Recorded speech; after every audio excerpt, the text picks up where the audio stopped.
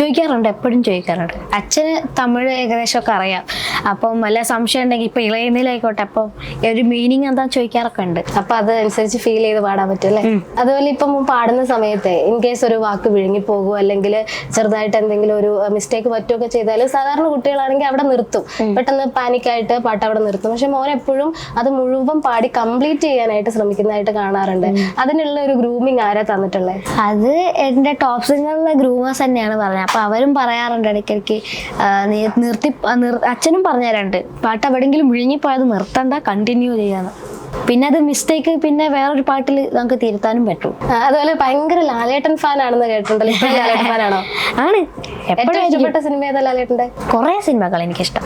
ഇഷ്ടപ്പെട്ട പാട്ടോ ലാലേട്ടന്റെ? ലാലേട്ടന്റെ ഇഷ്ടപ്പെട്ട പാട്ടുകൾ കുറെ ഉണ്ടല്ലോ. കുറെ സിനിമയൊക്കെ കാണുന്ന കൂട്ടത്തിലാണോ? സിനിമ അങ്ങനെ കാണുന്ന കൂട്ടത്തിലല്ല, പക്ഷെ എന്നാലും കാണും. ഇഷ്ടപ്പെടുന്ന സിനിമകളൊക്കെ കാണും. അപ്പൊ അടുത്ത് കണ്ട ഒരു ഇഷ്ടപ്പെട്ട സിനിമ ഏതാ? ഇപ്പൊ പ്രോഗ്രാമൊക്കെ ആയതുകൊണ്ട് സിനിമ കാണാറില്ല, പക്ഷെ അടുത്ത് കണ്ടത് എനിക്ക് തോന്നുന്നത് മന്ദാകിനി ആയിരിക്കും. മൂവി കണ്ടു. പിന്നെ ഞാൻ പാടിയ സിനിമ ഞാൻ കണ്ടു, മറ്റേ അങ്കളും കുട്ടികളും സിനിമയാണ്, അത് കണ്ടു. ഫ്രീ ടൈം കിട്ടുമ്പോൾ എന്ത് ചെയ്യാൻ ഇഷ്ടം? എന്തെങ്കിലും ഹോബീസ് ഒക്കെ ഉണ്ടോ? ഹോബീസ് എന്ന് പറയാ അങ്ങനെ ഫ്രീ ടൈം എന്ന് പറയുന്ന ഒരു ദിവസം കിട്ടാറില്ല. രാവിലെ സ്കൂളിൽ പോവാ, 7 മണിയാകുമ്പോൾ ബസ് വരും, ബസ്സിന് സ്കൂളിൽ പോകും. പിന്നെ 2 മണിയാകുമ്പോൾ വീട്ടിലെത്തും. പിന്നെ ഒരു മണിക്കൂർ റെസ്റ്റ് ഉണ്ടാവും. അന്നപ്പോൾ വല്ല കളിക്കൊക്കെ ചെയ്യും. അല്ലെങ്കിൽ ഔട്ട്ഡോർ ആക്ടിവിറ്റീസ് ആണോ അതോ ഓൺലൈൻ ഗെയിംസ് അങ്ങനെയാണോ? അല്ല, ഔട്ട്ഡോർ തന്നെ ഉണ്ട്. പിന്നെ ഇപ്പൊ മഴയൊക്കെ ആയതുകൊണ്ട് കളിക്കാനൊന്നും പോകാൻ പറ്റാറില്ല. സ്പോർട്സിൽ എന്താ ഇഷ്ടം? സ്പോർട്സ് എനിക്ക് ഫുട്ബോൾ ഇഷ്ടമാണ്. പിന്നെ ഞാൻ സ്കേറ്റ്സ് ചെയ്യും. അതൊക്കെയാണ് പിന്നെ താല്പര്യം. കുറെ നാളായിട്ട് ചെയ്യുന്നുണ്ടോ അതോ പഠിച്ചു വരുന്നതാണോ? കുറെ നാളായിട്ട് ചെയ്യുന്നുണ്ട്. ഫുട്ബോളിലെ ഏറ്റവും ഇഷ്ടമുള്ള പ്ലെയർ ആരാ? മെസ്സിനെ ഇഷ്ടം. എല്ലാരും ക്ഷമിക്കണം കേട്ടോ, റൊണാൾഡോ ഫാൻ ഉണ്ടെങ്കിൽ സോറി.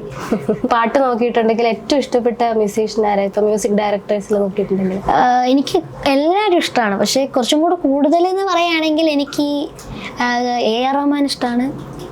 പിന്നെ ലിറിസിസ്റ്റ് പറയുകയാണെങ്കിൽ എൻ്റെ സ്വന്തം അങ്കിള് അല്ലെങ്കിൽ വല്യച്ഛൻ എന്ന് പറയാം, ഗിരീഷ് പുത്തഞ്ചേരി സാർ. അതുമായിട്ടുള്ള ഇപ്പൊ അമ്മയുടെ ബന്ധുവാണല്ലോ, അപ്പൊ അമ്മ എന്തെങ്കിലുമൊക്കെ ഓർമ്മകൾ പറഞ്ഞിട്ടുണ്ടോ അദ്ദേഹത്തെ? എനിക്ക് കാണാൻ പറ്റിയിട്ടില്ല. അന്ന് അമ്മേന്റെ വയറ്റിലാകുന്ന സമയത്തായിരിക്കും അങ്കിള് മരിച്ചുപോയത്. പക്ഷെ ചേച്ചീനെ കണ്ടു, എന്റെ ചേച്ചിനെ കണ്ടിട്ടുണ്ട്. ഞാനും ചില കമന്റ്സിലൊക്കെ കണ്ടിട്ടുണ്ട്, ഗിരീഷ് പുത്തഞ്ചേരിയുടെ ബന്ധുവല്ലേ, എങ്ങനെ ഇങ്ങനെ പാടാതിരിക്കും എന്നൊക്കെ പറഞ്ഞിട്ട് ചിലര്.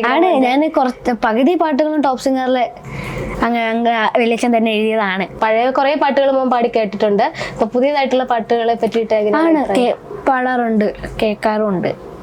അങ്ങനെ ഒരു പുതിയ പാട്ട് പാടാം. മധുപകരൂ നീ താരകേ, മനസ്സിലെ മോഹം മധുപകരൂ നീ താരകേ, മനസ്സിലെ മോഹം നീ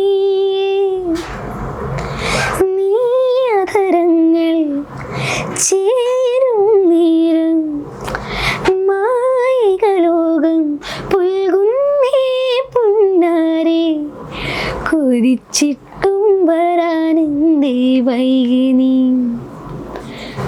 കൊതിച്ചിട്ടും വരാനെന്തേ വൈകിനി, കൊതിച്ചിട്ടും വരാനെന്തേ വൈകിനി, എത്ര വിളിച്ചിട്ടും വരാതെങ്ങോ നിന്നു നീ. ഓ മധു പകരൂ നീ താരകേ,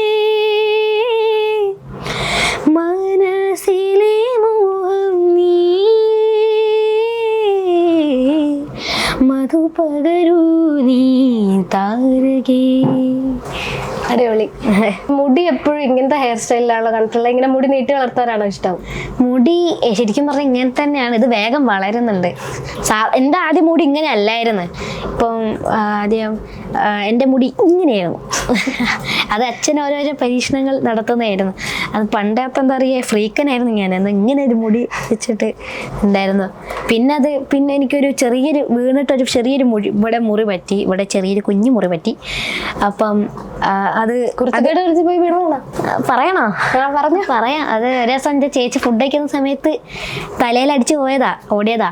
അപ്പം നനഞ്ഞ തുണിയായതുകൊണ്ട് സ്ലിപ്പായപ്പോൾ തല എവിടെ ഇടിച്ചപ്പോൾ ചെറിയൊരു മുറി പറ്റി. ചെറുതാകുമ്പോൾ പറ്റിയതാ. കുറച്ച് വലിയ മുറിവുള്ളതെന്ന് കാണിച്ചു. ചെറിയ മുറിയാ, വേറെ പ്രശ്നമൊന്നുമില്ല. അത്ര സ്റ്റിച്ചൊന്നുമില്ല, അത് കുറച്ചേ ഉള്ളൂ. അപ്പം അങ്ങനെ ആയപ്പോൾ ഇവിടെ ചുഴിവ് വന്നുപോയി. അപ്പം മുടിയെല്ലാം താഴേക്ക് വന്നേ. പിന്നെ എല്ലാവരും ഈ ഹെയർ സ്റ്റൈൽ തന്നെയാണ് എല്ലാവരും ചോദിക്കുന്നുണ്ട്, ഈ ഹെയർ സ്റ്റൈൽ ഞാൻ ആക്കിയതാണ്. പക്ഷെ ഇതാണ് അതിൻ്റെ സത്യം. ശ്രീഹരിക്കുട്ടനും ഏകദേശം ഇതേപോലത്തെ തന്നെ ഹെയർ സ്റ്റൈലാണല്ലോ. എല്ലാവരും പറയുന്നുണ്ട്. ചില ആൾക്കാർ പറയും ഞങ്ങളെ ഏട്ടനും അനിയനാണെന്ന്, ചില ആൾക്കാർ ഞങ്ങൾ രണ്ടുപേരും ട്വിൻസ് ആണെന്ന്. അപ്പോൾ സത്യം പറഞ്ഞാൽ ഞങ്ങൾ ഫ്രണ്ട്സാണ്. വീണ കാര്യമൊക്കെ പറഞ്ഞു. അപ്പം വീട്ടിൽ മുഴുവൻ കുരുത്തക്കേടാണോ? അമ്മയുടെ എപ്പോഴും അടിപൊട്ടാറുണ്ടോ? ബോറടിക്കുമ്പോൾ ഒരു പ്രാവശ്യം അമ്മേനൊന്ന് ചൊറിയുന്നത് നല്ലതാണ്. അമ്മ എങ്ങനെയാ അപ്പൊ പ്രതികരിക്കുക? നല്ലോണം പ്രതികരിക്കും. അത്ര ഒന്നുമില്ല, ജസ്റ്റ് ഒരു ചട്ട കിടക്കും, പിന്നെ കുറച്ചടി. ചേച്ചിയുടെ കൂടെ ഇപ്പൊ എങ്ങനെയാ?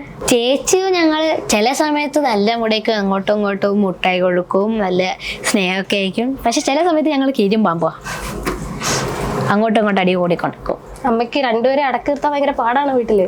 ഇല്ല, അത്ര ബുദ്ധിമുട്ടൊന്നുമില്ല. കാരണം രാവിലെ ഒന്ന് എണീറ്റ് കഴിഞ്ഞാൽ സ്കൂളിൽ പോയി കഴിഞ്ഞാൽ അമ്മയ്ക്ക് സമാധാനം.